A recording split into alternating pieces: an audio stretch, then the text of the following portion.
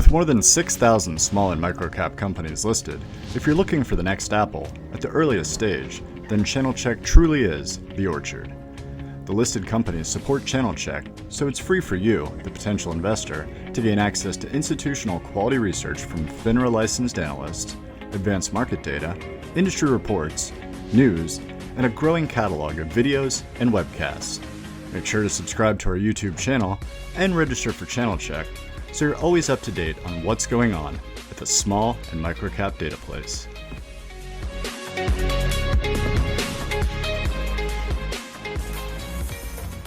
Welcome to the C-Suite series presented by Channel Check and Noble Capital Markets.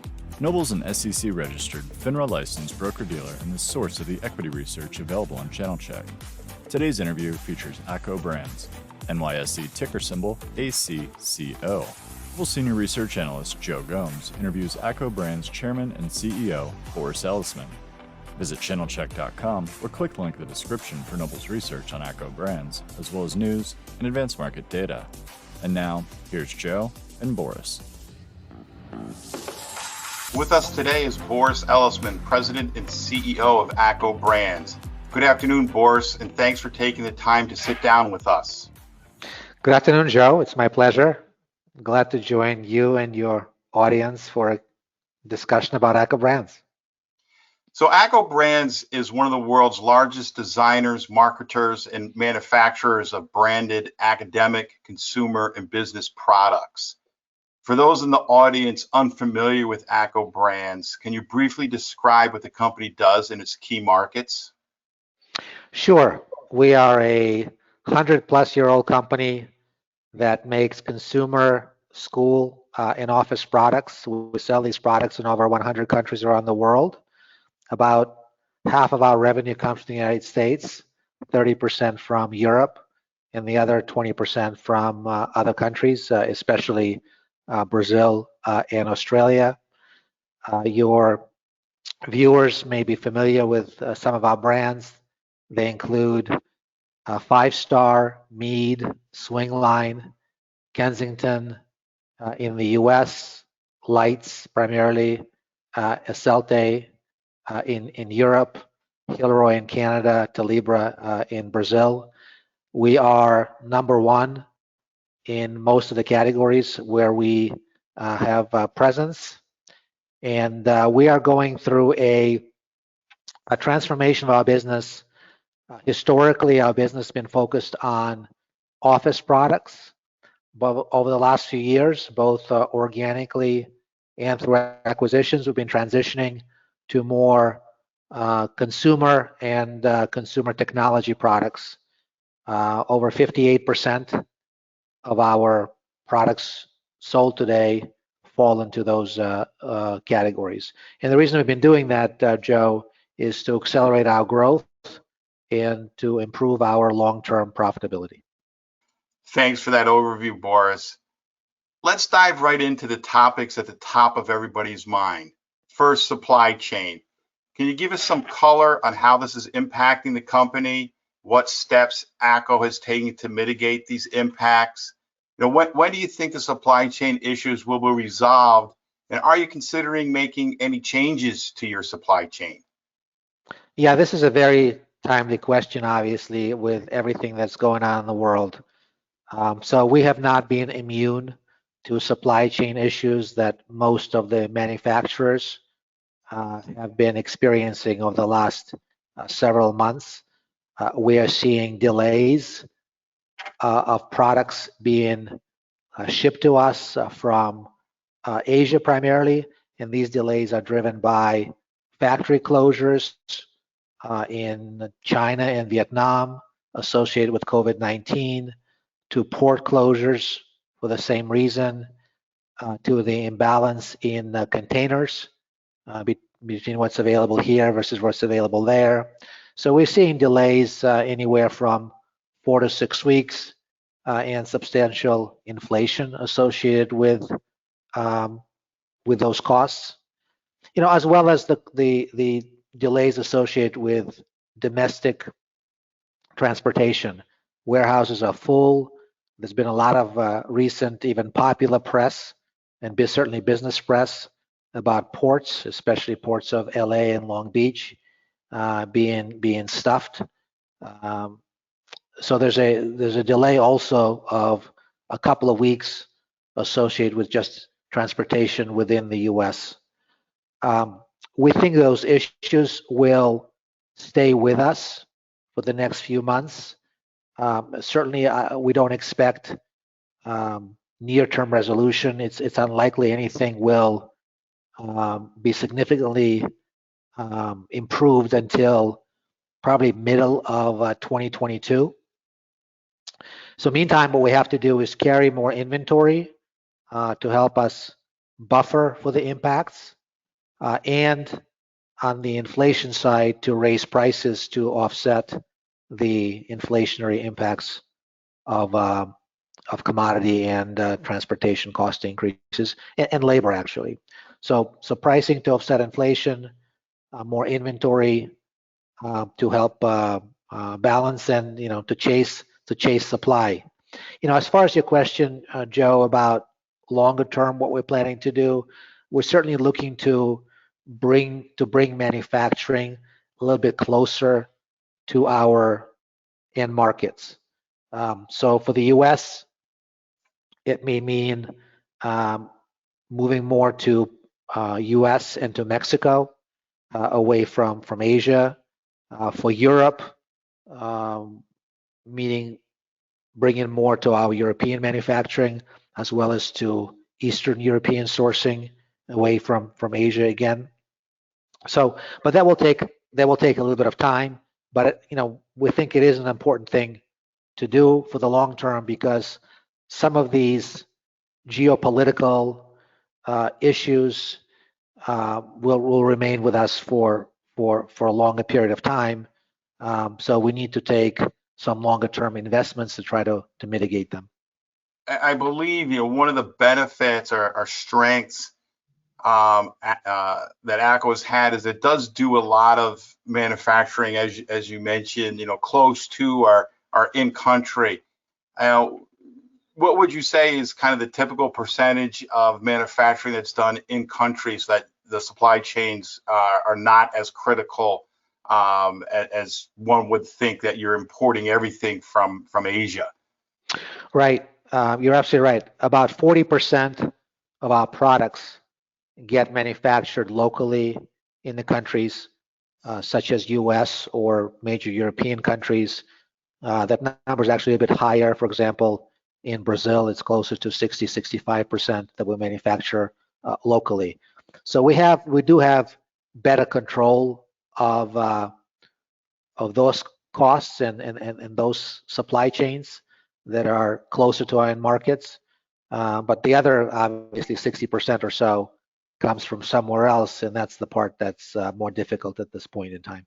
Let's circle back to inflation for a second. You mentioned about doing price increases to offset inflation. Are you seeing any benefit in your results yet? I know this is something you're constantly chasing on a delayed basis. And so, assuming we're staying in this type of environment, when do you think your actions could offset the rising cost? I expect them to be mitigated or mostly mitigated in 2022. Certainly, we're still chasing inflation. We just did another round of price increases in October, mostly on our European products, raising prices by 5%. But that's not going to cover all of the inflation that we're seeing. So we're going to have to go again in 2022, and hopefully, if inflation stabilizes and we don't see additional cost increases next year, hopefully it will be mitigated in 2022. But we have to wait and see. Right now, all we can do is see where the costs are and adjust our prices to offset those incremental costs. We have not seen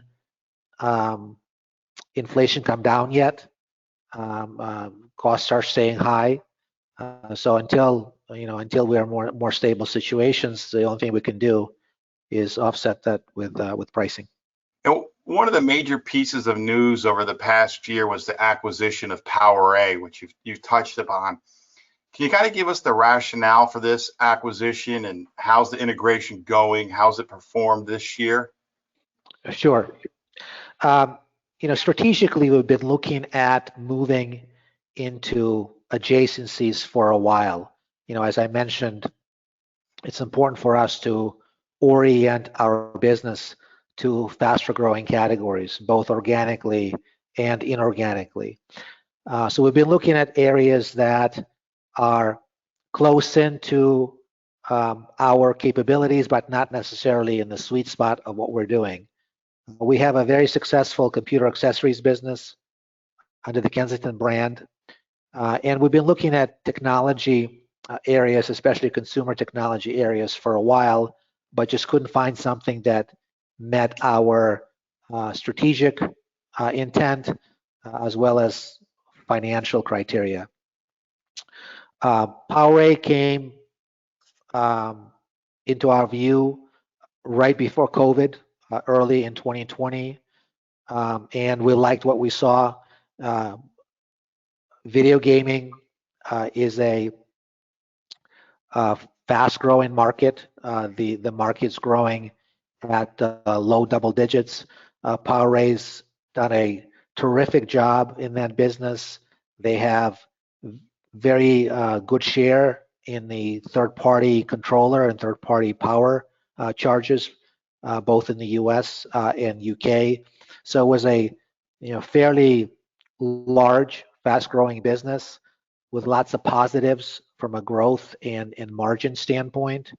And we were able to reach an agreement and acquire them at what we thought was an attractive price for our shareholders.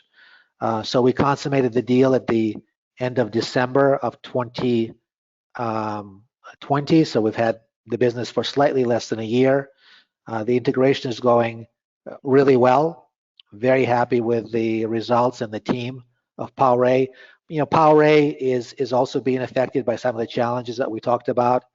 Most of their products are being manufactured in Asia, so they're dealing with the supply chain issues that we just discussed. In addition, both in our PowerA business and our Kensington business, we use semiconductor chips that are also being affected by some of the issues globally, some of the issues on the supply chain. But PowerA, from a competitive standpoint, has been ahead of competition in that area. We really have not had our own supply chain availability issues with PowerA, but we are being affected by console availability. So certainly that's been a factor. But despite that, PowerA should see a 20% growth this year, which is terrific and certainly better than we expected when we acquired them. That's great. And how has the acquisition kind of changed your channels? Historically, ACCO was a big seller into the office supply, superstores, the Staples of the world. And then we know that business has been going away over time. But how has the PowerA acquisition kind of changed the landscape there for your distribution channels? Excellent question. PowerA has been really positive for us from a distribution standpoint. We've been managing our channel portfolio in such a way that we've been investing in the growth channels, which are e-commerce and some of the mass retail, and trying to profitably manage the decline of the office superstore channels. PowerA sells through e-commerce as well as mass merchant channels. That's kind of most of the distribution is through those channels, in addition to some of the specialized gaming channels. But most of it is through Walmart and Target and Amazon. And certainly the addition of PowerA to our channel portfolio has increased the share of the faster growing channels and reduced our dependence on some of the declining legacy channels. Now, as we talked about, in addition to PowerA, you've completed a number of other acquisitions over the years. what areas would you seek to target for new acquisitions? What are kind of the key characteristics you look for in a potential acquisition? Yes, we've done roughly one acquisition per year over the last 5 years. PowerA was a fairly big acquisition that we did at the end of 2020, and we levered up to do it. So both this year and through part of next year, our focus is on just paying down debt and get us into a position to do more transformative acquisitions in the future. We are looking at the consumer-centric product categories. We like the technology space. We like gaming space. If we see some other faster growing categories, we would be open. Consumer categories, we'll be open to looking at that. What's important to us is the strength of the brand, the gross margin structure of the business, and the overall P&L structure of the business. The distribution, channels of distribution, we certainly more favorable if something is sold online or direct or through mass versus more challenged channels. And we're also looking for things more in the developed countries such as Western Europe or US. We think right now emerging markets are still too risky as a result of COVID. So we look a lot. We do few acquisitions that have to meet both the strategic criteria as well as the financial accretion to make it value accretive to our shareholders. Talking about emerging markets here, in your recently reported results for the third quarter, ACCO continued to see bounce backs across many of its geographic areas. Two exceptions have been Mexico and Brazil. Can you give us an update on these markets and the steps you're taking to improve operating results there? Emerging markets has been very impacted by COVID-19. So they're recovering, but they're recovering slowly. We saw an improvement in Mexico in Q3 and year to date versus 2020, but it's still significantly below 2019 levels. In Mexico, for example, there was a very low back to school selling season because of COVID-19. Schools opened late, and a lot of parents still are keeping their kids out of school for health reasons. So it's still going to be a while before things recover in Mexico on the school side, although the office side is recovering nicely, and we're seeing growth there. In Brazil, things are also recovering. So this year is better than last year, but we're also still way below 2019 levels. We expect that there's going to be improved back to school in Q4, but it may slip into early 2022 as opposed to end of 21.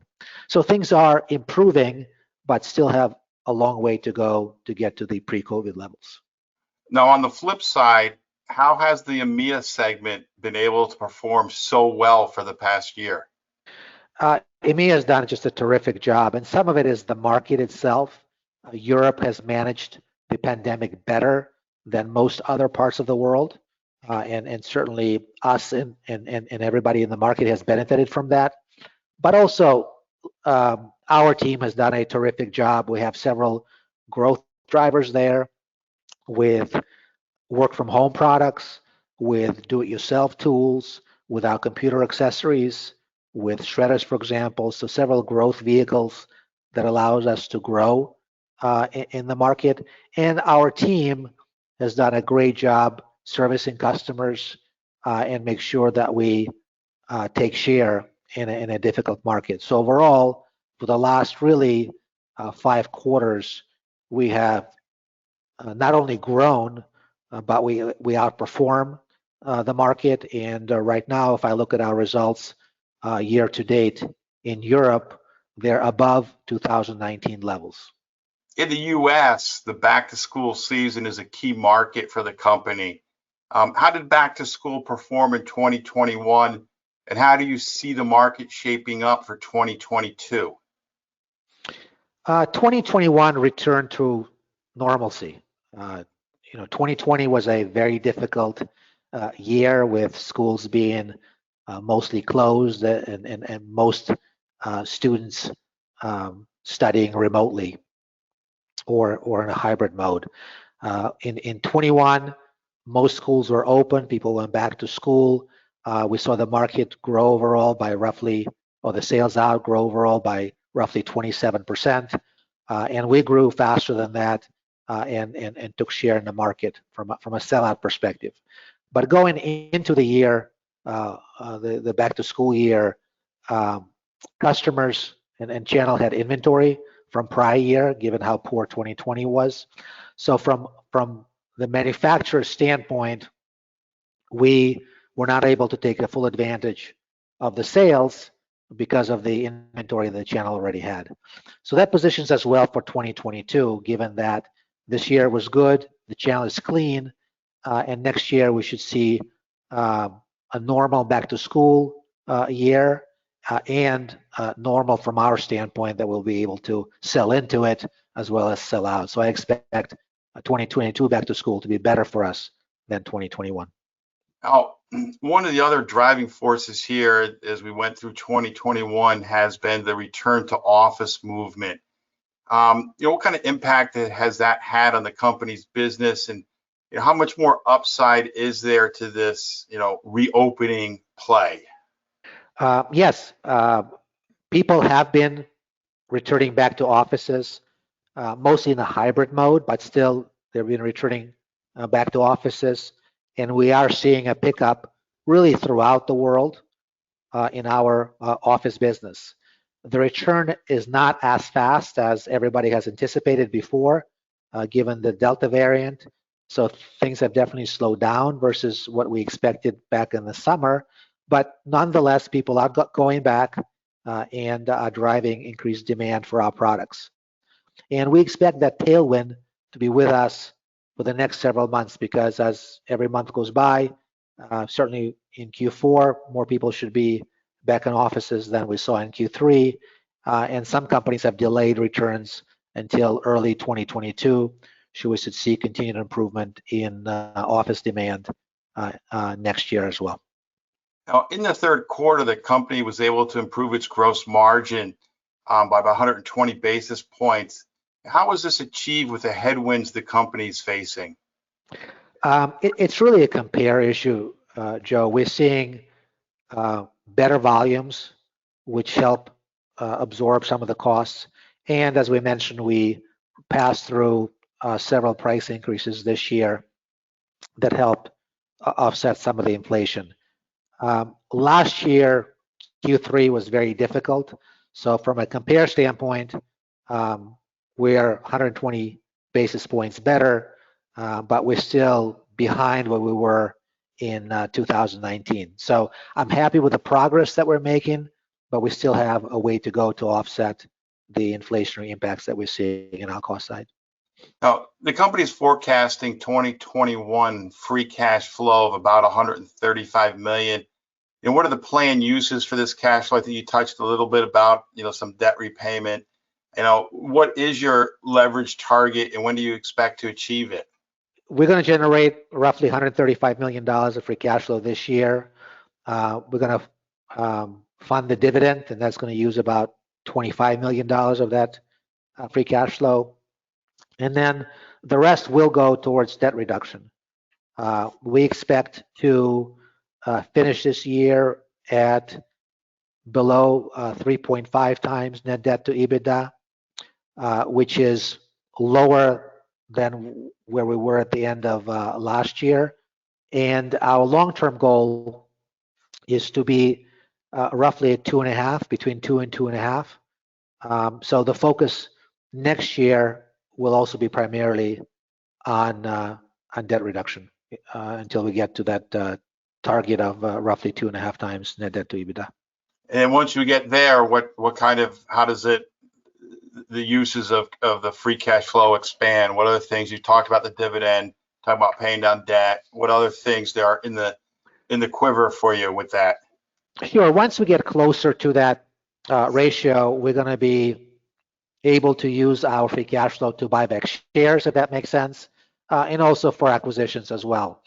So, we expect to generate closer to 160, 165 in free cash flow next year.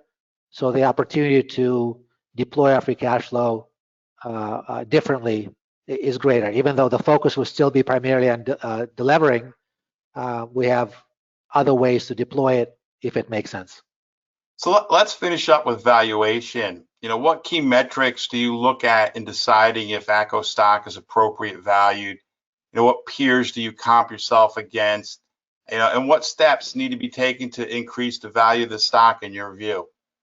From our standpoint, and I defer to experts such as yourself on valuation, but from our standpoint, our stock is undervalued, and I think it doesn't really matter which metric you use.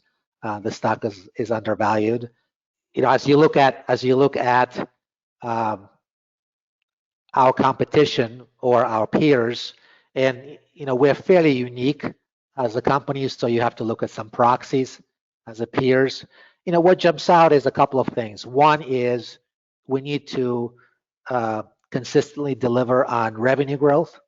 I think revenue growth will attract higher valuation, and we are on our way to do that with the transformation of our business. We feel good that we can deliver sustained 2 to 4% revenue growth. And the other thing from a valuation standpoint that's affecting us right now is leverage. We had to lever up to acquire PowerA. We were over 4 times. And if you look at companies in our peer set, we're one of the higher levered companies in the peer set. So we think that is affecting the stock price. And as I mentioned, the focus for us is to delever to get down to what we think is a safer, from an investor standpoint, a safer range. And hopefully both those things, both revenue growth and lower leverage, will drive higher stock price for ACCO Brands. We would agree with you, Boris. We would agree with you. Well, we've covered a lot of ground today and got significant insight into what ACCO Brands does, its markets, and opportunities. We appreciate, Boris, you taking the time to do this CEO interview. Thank you very much. Thank you, Joe. It's a pleasure. Thank you for joining us for this C-Suite interview presentation brought to you by Channel Check. Visit our YouTube channel for more interview content, as well as virtual roadshows and conference presentation replays. New content is added regularly, so subscribe below to stay up to date. Visit channelcheck.com or click the link in the description to access equity research, news, and advanced market data on this and the 6,000 other small and microcap companies listed.